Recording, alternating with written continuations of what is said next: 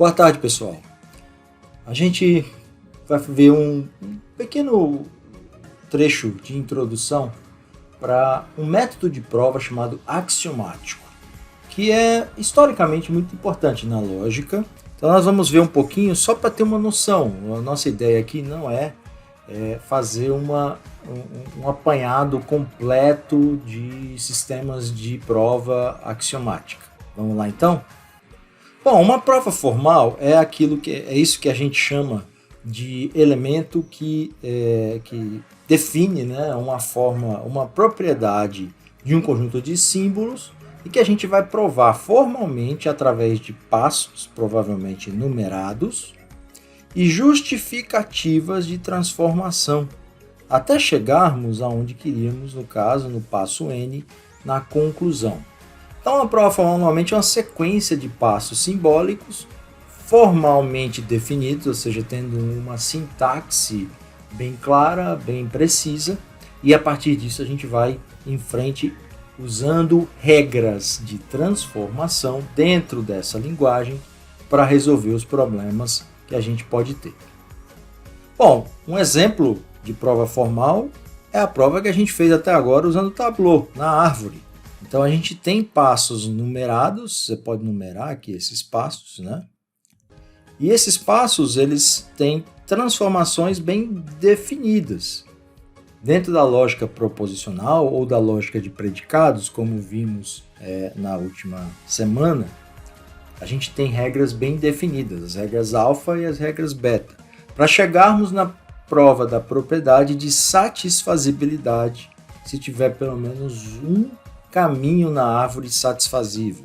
Dentro dos estilos, né, que a gente tem para a prova formal, além do Tableau que a gente já viu, existem 3 famílias de métodos de prova mais gerais, que são mais conhecidas na lógica e também na matemática, né, como um todo. O axiomático, que é o que a gente vai ver agora, a dedução natural, que é o que a gente vai ver depois, os sequents, que é um método de Gentzen de prova, que é o que a gente não vai ver aqui, que é a base dos provadores de teoremas automáticos. Os sistemas axiomáticos também são chamados historicamente sistemas de Hilbert ou de Hilbert-Fred, que vem do nome de matemáticos lógicos bastante famosos, né, que todo mundo na área conhece, que consagraram esses métodos, esses sistemas axiomáticos. A ideia do sistema axiomático, lembrando, é provar agora a validade de uma fórmula, diferente do Tableau, que era provar a satisfazibilidade.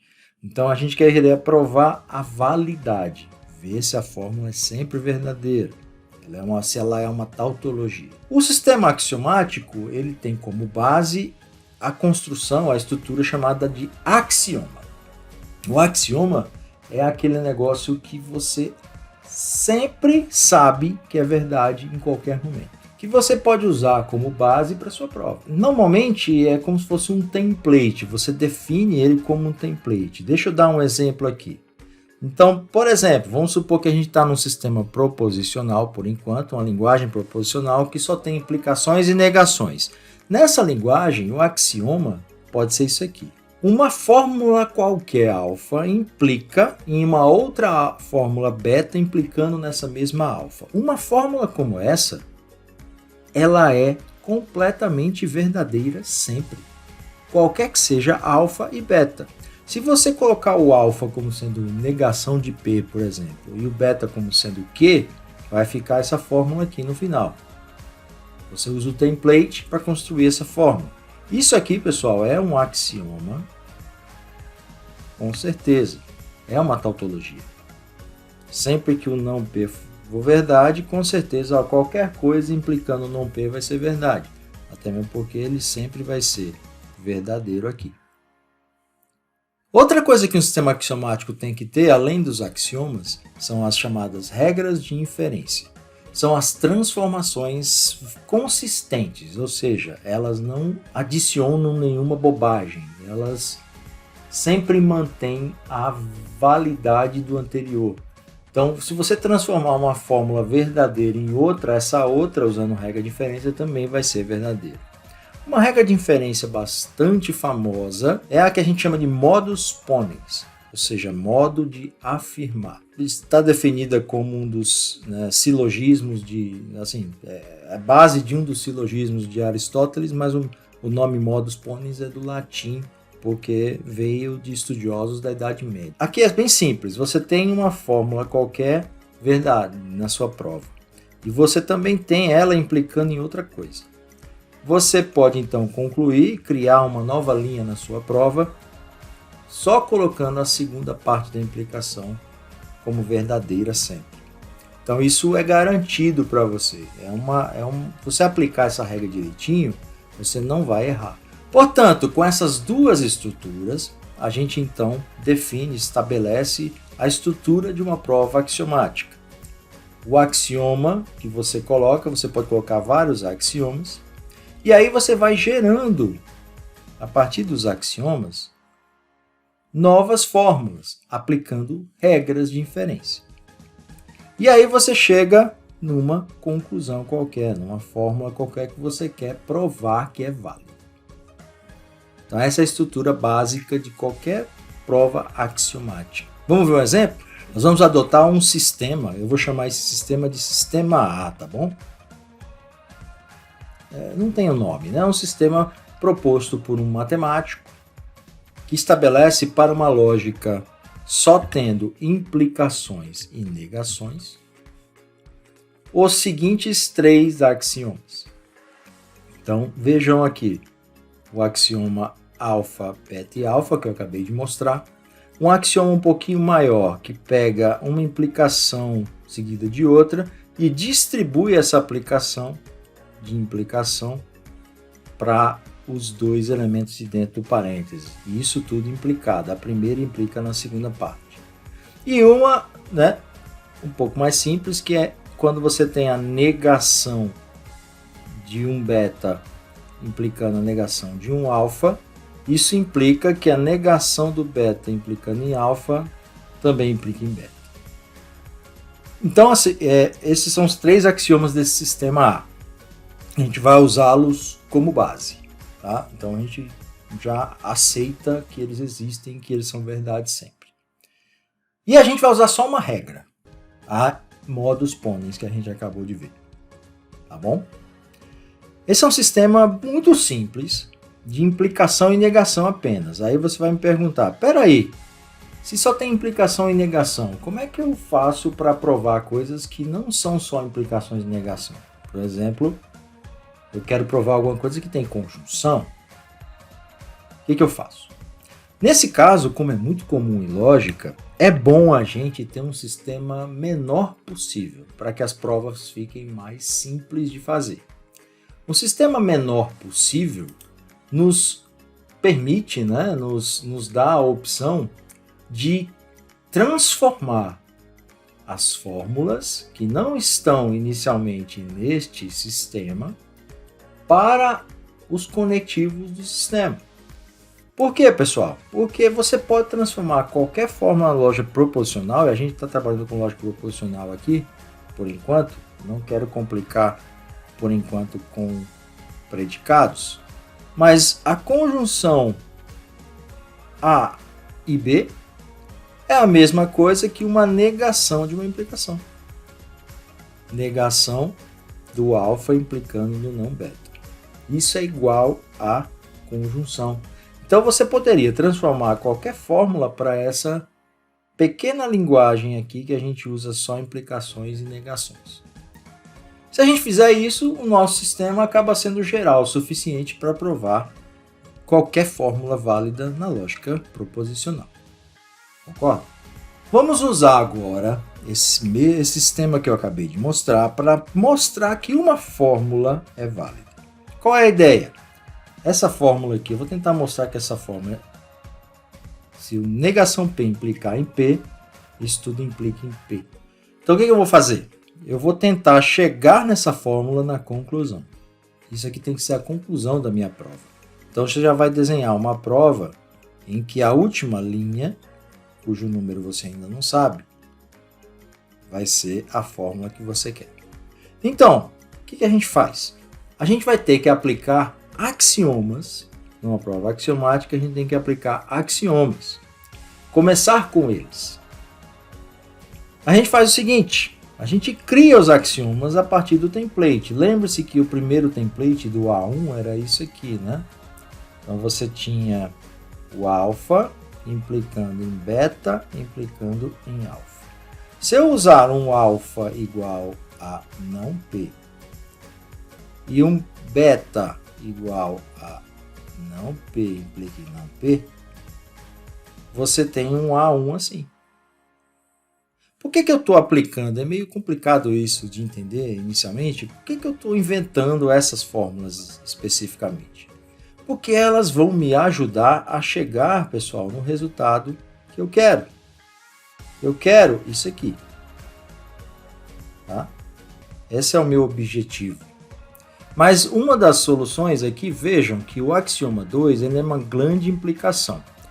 E se você usar a primeira parte da implicação como sendo igual à linha 1, eu vou poder aplicar, pessoal, o modus ponens. Então, eu vou tentar fazer um axioma 2 aqui, ele está aqui, ó. Esse axioma 2, ele tem esse formato. Então, você vai definir um alfa, um beta e um gama que formem o formato da primeira fórmula. Então, o alfa ficou NP, negação de P, o beta ficou essa negação de P, implica negação de P, e o gama ficou não P, igual ao alfa, não tem problema.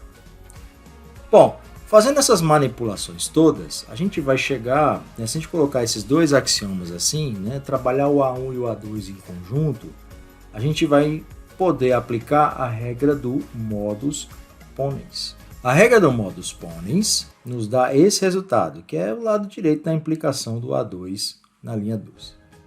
Mas vejam que está começando a aparecer alguma coisa que nos permite pensar no resultado final. Eu estou querendo chegar no resultado que é não P implica em P, implica em P. Olha que interessante esse axioma A3 aqui que a gente não usou ainda. O A3, ele pega um formato muito parecido com o resultado, a conclusão. Vejam que eu posso, negação do primeiro implica no segundo, e pego o primeiro sem negar, que é justamente o que eu preciso, né? Então, a ideia é usar o A3 e tentar chegar num lado esquerdo desse A3. O lado esquerdo desejável desse A3, que é o que a gente precisa, tem que ser, né, o beta como o P, então vai ficar não P, implica em o alfa sendo P, ou seja, não P implica em não P. Então vamos voltar lá no nosso exemplo. O que a gente tem aqui? Exatamente o não P implica em não P. Então o que a gente pode fazer?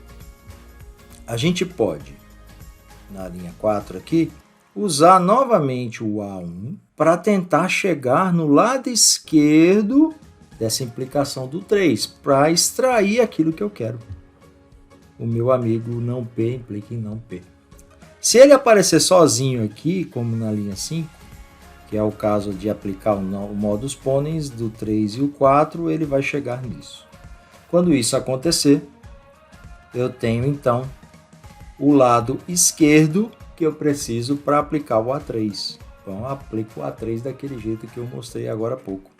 E aí, no final, eu vou ter o elemento que eu queria, a conclusão. Então, percebam que a prova ela é um pouco de baixo para cima. Vocês vão ver isso na dedução natural depois. É a mesma ideia. O que a gente fez? A gente acabou de provar que essa fórmula é válida sintaticamente, ou seja, usei uma prova axiomática transformando sintaticamente axiomas usando regras de inferência para chegar na conclusão. A gente usa então esse símbolo aqui, tá? Tem gente que chama de sequent, tem gente que chama de V', tem gente que chama de conclusão lógica. Eu gosto de usar um termo prova sintática. Ou seja, você fez uma manipulação sintática e mostrou que essa fórmula é válida. E aí eu coloquei aqui do lado o sistema A. Por quê? Eu provei a validade dessa fórmula usando o sistema A. Então, o sistema que você escolheu para fazer a prova é muito importante. Você pode fazer, por exemplo, conseguir fazer provas em um determinado sistema e em outro sistema você pode não conseguir provar. Depende do sistema que você tem. Podemos usar a mesma ideia para provar argumentos, usando o mesmo sistema axiomático. Qual a diferença aqui? Argumentos têm premissas.